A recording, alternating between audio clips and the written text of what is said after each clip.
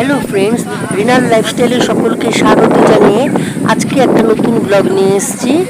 আমরা আজকে সকালবেলা চন্দ্রেশ্বর মন্দিরে পুজো দিয়ে তারপর সমুদ্র দেখতে চলে এলাম।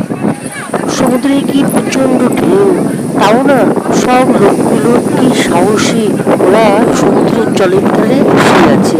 মাইকে বারবার বলছে আপনারা সমুদ্রের সাইডে যাবেন না, তা সত্ত্বেও ওরা সেখানে জলের সামনে গিয়ে বসে আছে। একটা ছেলে তো খুঁজে পাওয়া যাচ্ছে না। ওই যে ভদ্রমহিলা দেখছেন গামছা পরে, কি সাহসী, উনি তো পুরো ওই জলের ঝাপটাটা কত কিরকম এলো, কি ঢেউ, প্রচন্ড ঢেউ। ভদ্রমহিলা খুব সাহসী, উনি বুঝছেনই না পুরো সমুদ্রের জল গায়ে নিয়ে স্নান করেছেন। দেখলাম কতক্ষণ বসে থেকে দেখুন।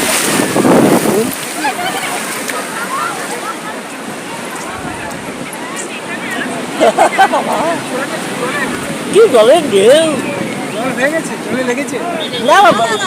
আপনার মোবাইল কিছু হয়নি তো?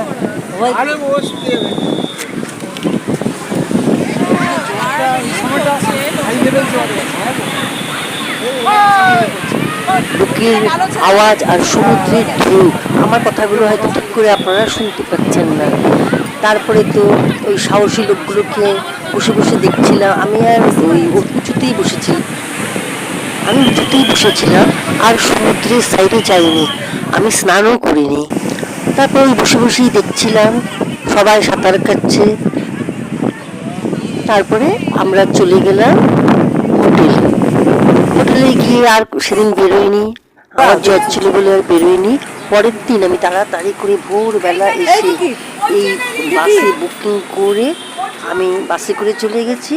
আর আমার সব যাত্রীরা, সহযাত্রী যারা আমার সঙ্গে ছিলেন, তারা সব ট্রেনে করে গেছে। আমি আর অপেক্ষা করতে পারছিলাম না, আমার খুবই জ্বর হয়েছিল যে এতক্ষণ ট্রেনের জন্য বসে থাকবো, তো বাসে করে যায়।